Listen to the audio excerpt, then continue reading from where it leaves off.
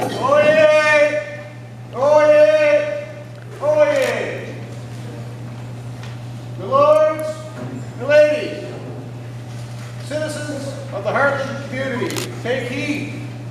As the official town crier of the 100th anniversary of the town of Hartland, it is my duty to call your attention to this important occasion.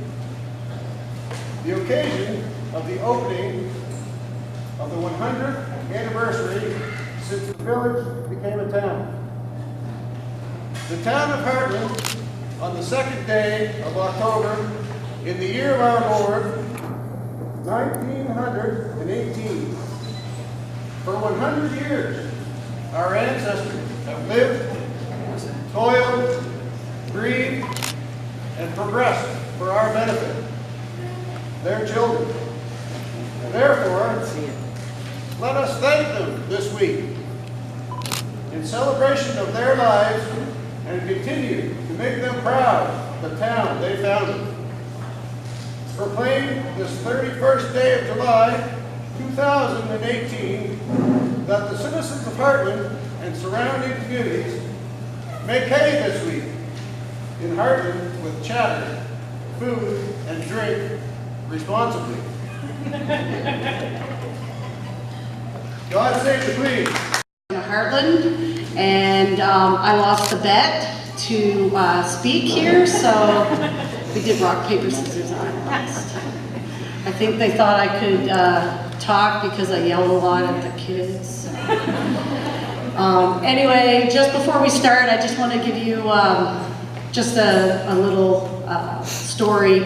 My family's not originally from Hartland. They came in 1969. I was born here, and I have to say that this celebration is not just for anyone who was born here 100 years ago, but also for those who have come to our community and have made this their home. And I know there's a lot of people that come in here and they love the community wholeheartedly, like I do, and the people who have were here at the beginning.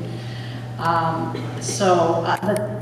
start. The theme this year is the town of Hartland's 100th birthday, dated back to October 2nd, 1918, 100 years. Can you imagine? And we are so fortunate to be part of this event, I should say events. The anniversary committee's first meeting was held March 26 in 2015. This group soon teamed up with the Potato Festival Committee, and then a vast amount of volunteers came forward. And I have to say, I've met people that I've never met before, and wow, we have a lot of people that are putting their whole heart into this event. The week events were created to have something for everybody. Flyers are available at the front desk. The town became incorporated at the end of World War I, October 2nd, 1918 to be exact, and the town council's first meeting paid tribute to those who fought for our freedom and those who made the great sacrifice during the war. We are here this week to pay tribute to the individuals who had the vision to create this town we call home. Just a few housekeeping matters before we get started. Please turn your cell phones off and put them on vibrate. Washrooms are off to your left in the hallway. There will be a short break after the official opening of the Hartland's anniversary celebrations to allow those who wish to leave and for those who wish to stay for the Little Miss Hartland pageant. The admission fee is $5 that you can pay up front. If you could all stand for Oh Canada. Okay, do you want to go here? Tracy DeMerchant, our Deputy Mayor, will lead us.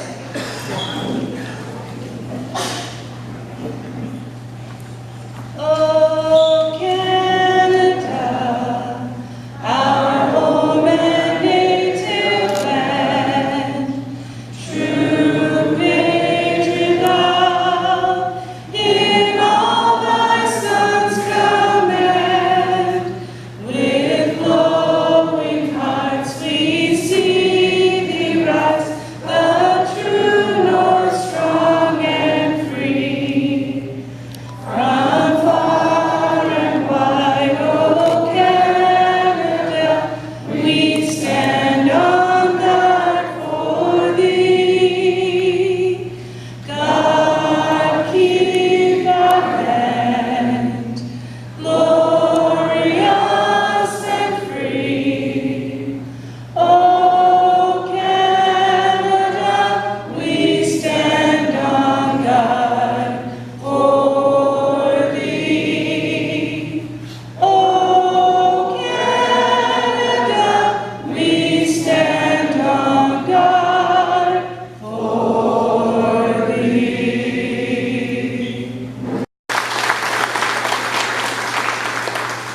I'm done.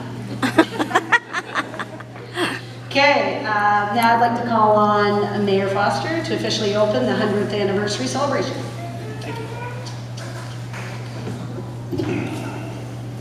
Thank you, Tanya Hawks. How's the sound out there, everybody?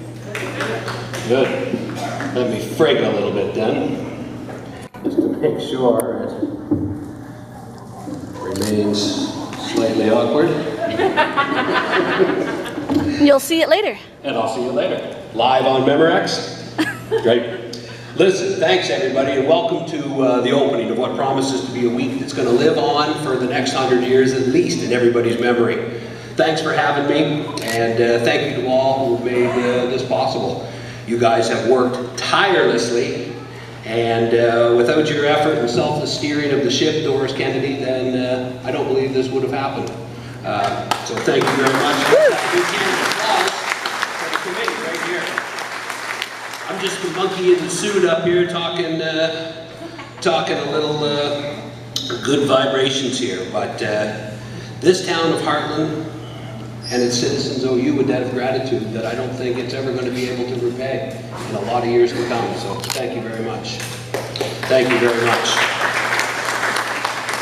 Now if I could get whimsical for a little bit and a little poetic, I'd like it all. Just close your eyes, use your imagination, as I take you on a short ride on the back of one of those great birds of prey that call this fair town home. And all apologies to Stephen King and Peter Straub, who I slightly pilfered from. Land and farms so green and lush, and bloom with the promise of tasty items soon to come. Higher and higher the thermals push us into the sky as we glide over the village of Coldstream and wonder what those residents down there might be doing today. We follow the beautiful Becket Wimmick as it winds and meanders through the thick, sunlit forest, hoping to spy one of those delicious little salmon that have recently made a return to the cool, deep pools that make the Becket Wimmick such a wonderful spawning ground. Our ride folds her wings back and we feel the rush of wind in our hair as she arrows down for the sheer joy of how it feels to go so fast. Now we are following the stream as if the surrounding forest were canyon walls, and we grin as the green flashes by us and the birdsong halts as we cruise effortlessly by, mere feet from the surface. Satisfied there are no easy morsels to gaffle her talons into, our host once again allows the air currents to take her up as the Becket Wimmick rushes to join the mighty St. John River. Up over the site of Sayers Mill, where ghosts of jobs past still linger. Up over the old train bridge, until our bird's eye view reveals the subject of our celebrations here today, and tonight and all week, this beautiful town of Hartland. Let's steer that away, shall we, and see what we can see. First, we glide over the Dr. Walter Chestnut Library as the bells toll 8 a.m. We spy Jean Haywood just fishing for her keys to unlock the doors to all those worlds inside. Narnia, Hogwarts, Middle-earth, and Landover. Like Hartland, they're all waiting to be explored. Underneath our wings, the mist is lifting and a delightful cool sensation permeates our skin as we spy the lovely Charlene Prosser heading into Dan Ross. Our eyes have become as sharp as our rides because we see her say a cheery good morning to Warren Tracy, who's always tidying up our streets first thing in the morning. Winging a little further up the hill, we see all the cars starting their own little journeys to work or elsewhere, bustling about on their day-to-day. These are the people that make this town what it is and what it will be. There's Kathy Sherwood Orser giving David a kiss on the front porch as they start their day. Further up Hillcrest, Michelle and Jason Oakes are getting one of their tasty food trucks stocked for another busy day of putting smiles on kids' faces. Banking right, we rise up over Wayne and Shirley's house on High Street before dropping down over John and Betty Lou's home and almost sliding down that great green wall of trees and brush. This is our eagle's favorite thing to do, for it never fails to scare all the grackles and robins in the branches. Again, banking right, we slide down Route 105, Main Street, my friends. Here comes the chief, Mike Walton, out from the fire hall with the cell phone in hand and ready for action. He waves to Teresa Springer, who's on her way to work at Dane Ross.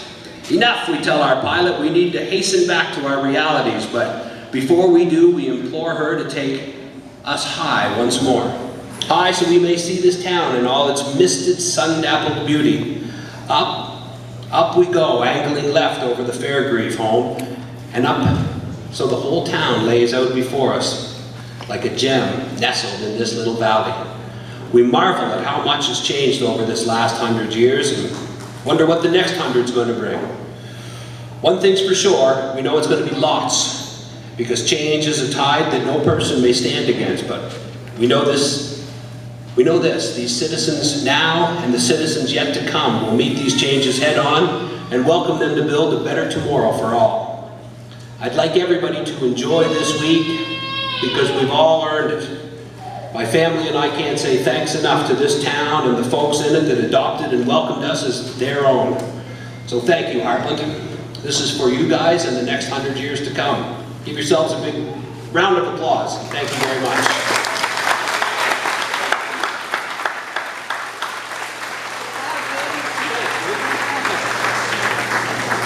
I don't want to go now. Okay, we have a couple of awards to present. As soon as I find it. The Good Neighbor Award recipient for 2018, our Good Neighbor Award goes this year to Hoot and Muriel Smith. This dynamic duo have spent many years being role models by volunteering in our community in many ways. Hoot is an avid trapper, gardener, and fly fisherman. Muriel taught music lessons to numerous children and was a Central Carleton nursing home volunteer for many years. They both spend time outside their home watering gardens and making sure the neighbors' plant life grows and flourishes on Crescent Gardens. This Green Thumb also leads them to Greenwood Cemetery, where Hoot volunteers time mowing, weeding, and helping maintain a beautiful resting spot for our dearly departed. They bring their dedication and love of music to church and community. These lifelong residents volunteer time to sing and play at many funerals and special church services. They bring beautiful melodies to families going through difficult times. They will be sharing their talents at the reunion this coming Saturday. Make sure you come out and listen.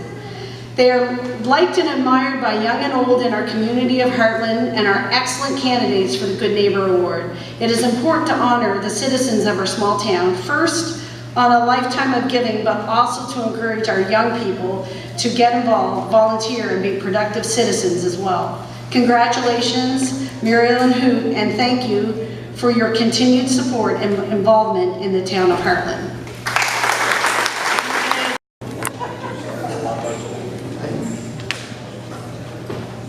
This is all very humbling. First of all, I want to thank those who nominated Muriel and I have a good idea. I know who a couple are, and that's our wonderful neighbors, Steve and Sheila Palmer. And I want to thank the whole committee for all the work that they have to put in to make this all happen. And I just want to thank everyone. I want to thank God.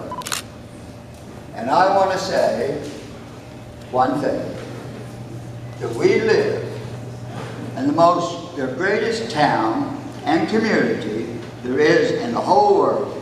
And thank you very much, everyone, each and every one. Thank you.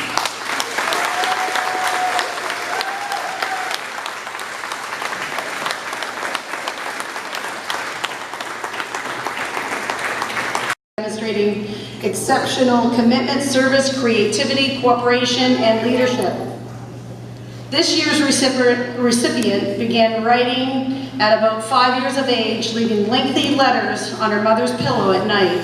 Some were confessions of guilt over something she had said or done. Some were stories that needed telling. Some were wake-up requests for the next day. and some were simply professions of love for her mother. Years later, she parlayed this love of writing into full books based on the history of the town she had come to so admire. Her volunteer service spans about 28 years, taking into account the writing of her 3 books: The Bridge, The Hidden History of Hartland, and The Life of Herbert Hatfield, From Potatoes to Politics. Can you guess? However, the work one never sees in the writing of historical documents is in the collection of the data, the gathering of pictures, the verification of information, the trips to the Fredericton archives, the thousands of phone calls, and the hours and hours spent thinking, writing, rewriting, editing, publishing. Any of you who have been approached for pictures, interviews, and artifacts know there is a sincere doggedness in her pursuit for the truth. Driven by a personal passion, one she borrowed from her grandmother on her mother's side, she has, for the past 3 years, exhibited a creative side to her writing in the historically written plays she created and had performed as a build-up to this centennial year. Pulling information from the collection of minutes from the Hartland Town Council meetings over the years, each play represented actual events, although for, purpose of creating a story, she used some poetic license in embellishing the characters and the storyline. Each play was performed for the public, the last to be presented this year, tomorrow. What service she has provided for Hartland cannot be duplicated. Without an official designation, she has become the keeper of the history of this 100-year-old town. As the centennial year approached, she continued to accept more responsibility for coordinating and leading this huge celebration. She formed exceptionally committed committees, handed responsibility to many community members, and fostered an atmosphere of vision and excitement leading into this celebration. For her to receive this award for the years of quiet commitment seems most appropriate. In her final script titled People Shape a Town, she concludes the play emphasizing, and I quote her words, people that make a community are charitable, volunteering their labor and ideas to benefit other people. Fueled by her passion, this year's recipient has provided inspiration to others in the persistent quest and resolve to be the keeper of Hartland's history. As one who has made an outstanding charitable donation in many volunteer hours, it seems most fitting that Doris Elizabeth Kennedy should receive the Barney DeLong Award this year.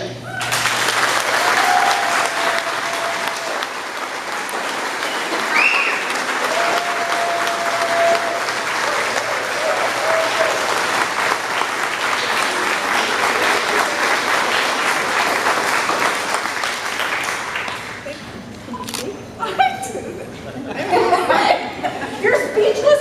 Mark this down. She's speechless.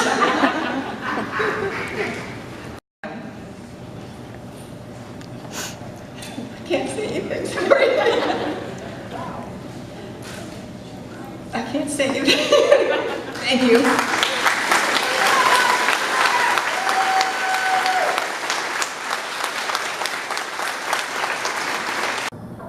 I want to take a minute too and recognize 2 special sisters as well. There seems to be a theme here this evening in this 100 years, but Tammy McLean and her sister Kelly McLean. Hey, Kel. Pardon me, you're not Kelly? Kelly's over there. You rascal. You got me because I've never seen you before. I have. Well, I know. I'm nervous. You guys have also documented through your Facebook page and for the tireless photographing that you do at various events that is part of the record of this town, the people, and the events that shape this town and shape the community. So I'd like to present a small token of our appreciation. First, please, if I could, to Tammy McLean. Come on up and let yourself be photographed. Woo! Thank you. Anybody want to take some pictures?